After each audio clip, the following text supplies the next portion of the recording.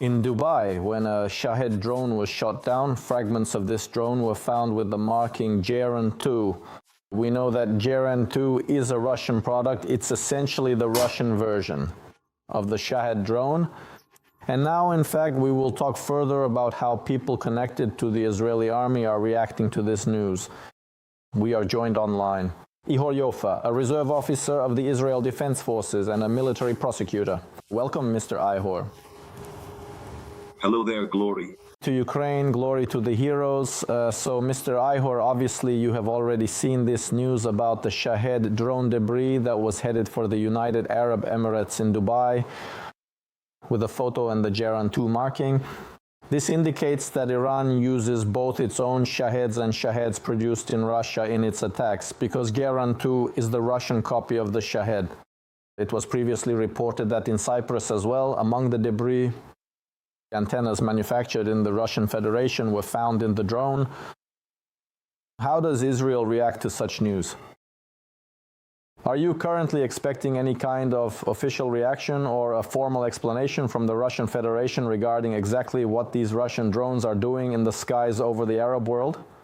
Right now we are talking about the United Arab Emirates. Additionally, Iranian Shahed drones are also flying towards Israel. Hello and greetings to all our viewers watching today.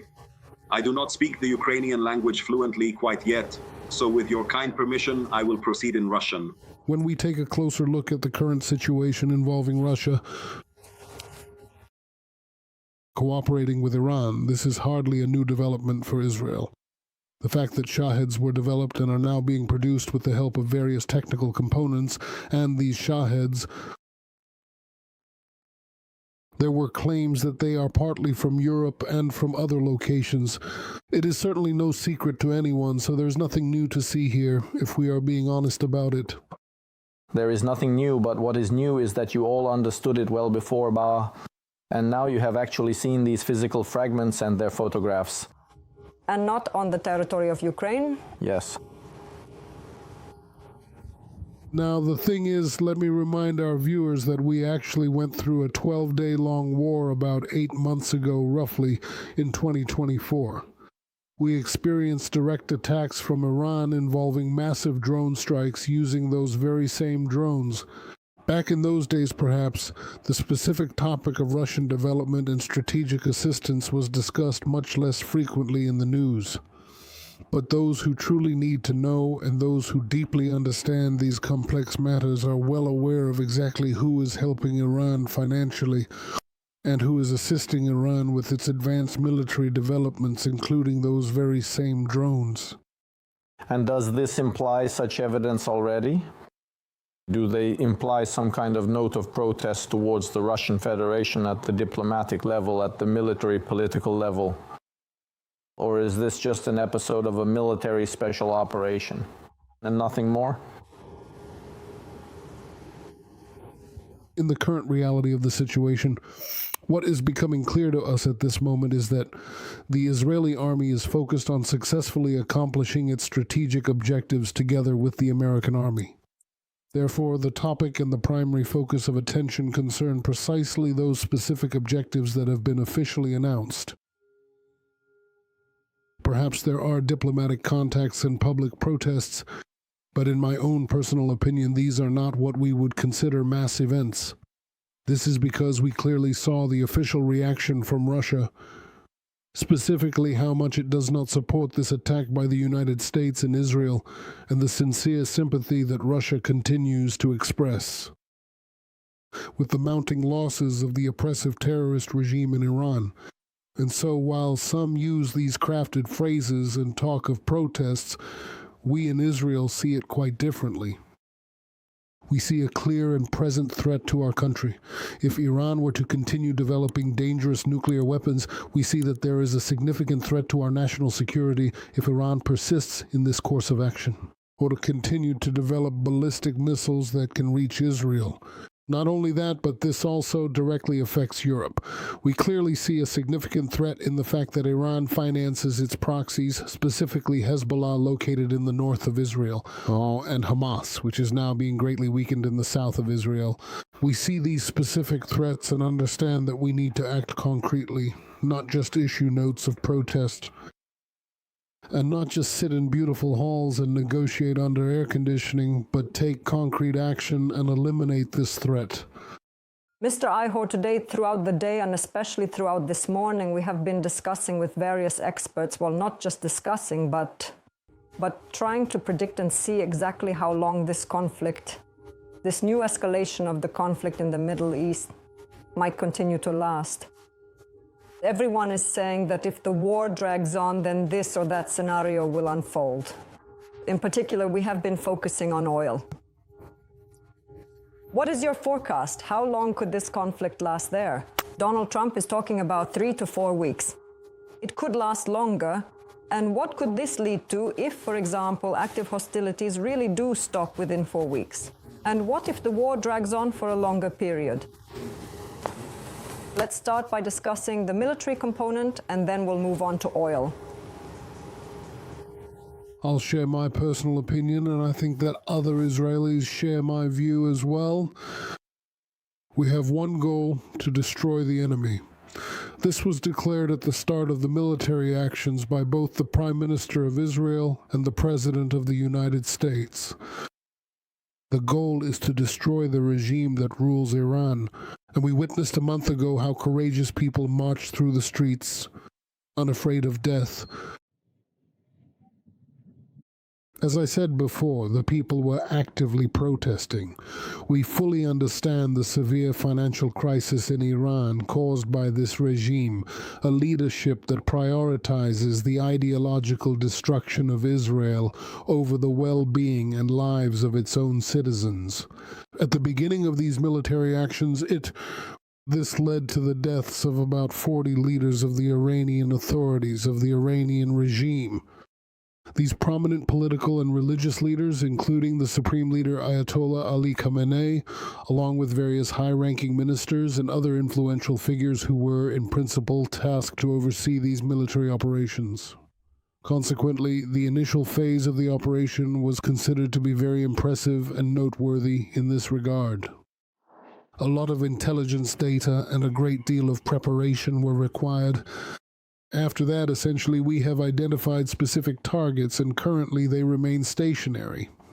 These targets that pose a significant threat to the State of Israel and other neighboring countries, as we can clearly see, have already been successfully attacked. There are 7 different nations that directly surround Iran, except for Israel, which does not share a direct land border with Israel.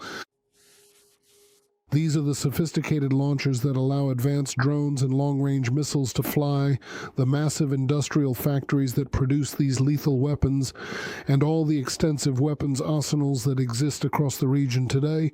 We understand, and I think there were actually more than 2,000 specific targets identified. These were the strategic attacks carried out by the combined forces of the Israeli and American armies in a coordinated effort. These are remarkably successful outcomes that strike Iran's military infrastructure at an incredibly rapid and efficient pace. Since I don't have the entire database myself, but such a comprehensive and complete database does indeed exist, and it is currently being implemented. In fact, as Trump himself recently said, the strategic plans actually go far beyond what was originally intended. After this process is complete, since we clearly understand that this will require a significant amount of time, perhaps about 2 to 3 weeks or even a full month. If we take the time to analyze comprehensively what the prominent leaders of both our own country and the President of the United States are currently saying, we understand today that after this, and this was also explicitly said by the President of the United States, he stated that when the initial military actions began, he specifically told the citizens of Iran to stay safely at home while the bombs are falling. And accordingly, after that period has passed, you will be able to go outside once again.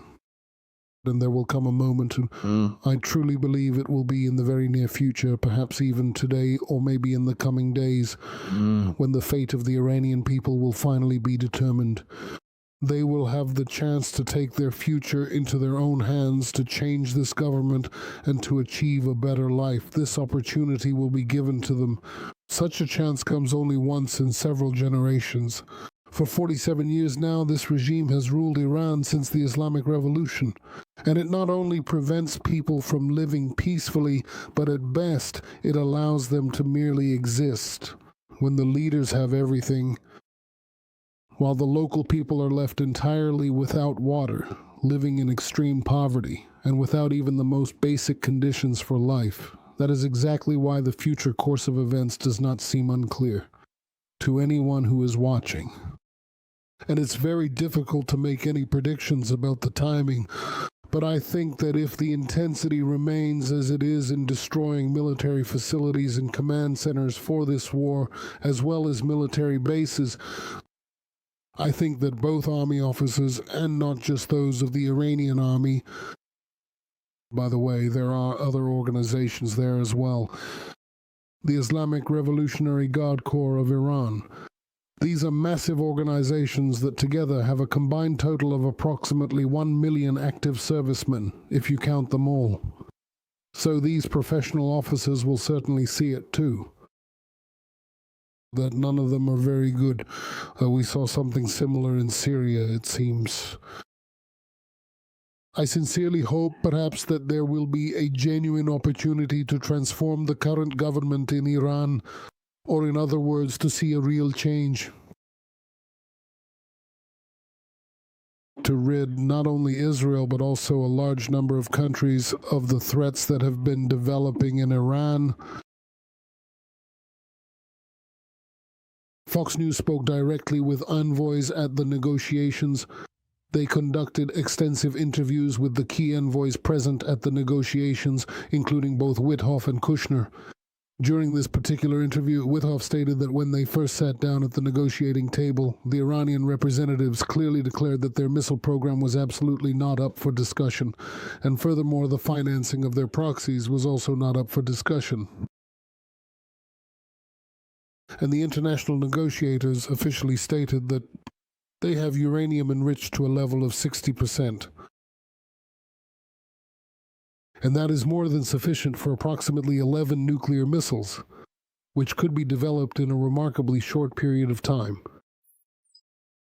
And they have no readiness or desire to compromise. And we know that Iran's negotiating position was very tough, refusing to make compromises. And this is confirmed by people who directly participated in these negotiations. Mr. Ihor, thank you very much for joining our broadcast. Thank you for your answers. Igor Yoffe, Reserve Officer of the Israel Defense Forces and military prosecutor, was with us live.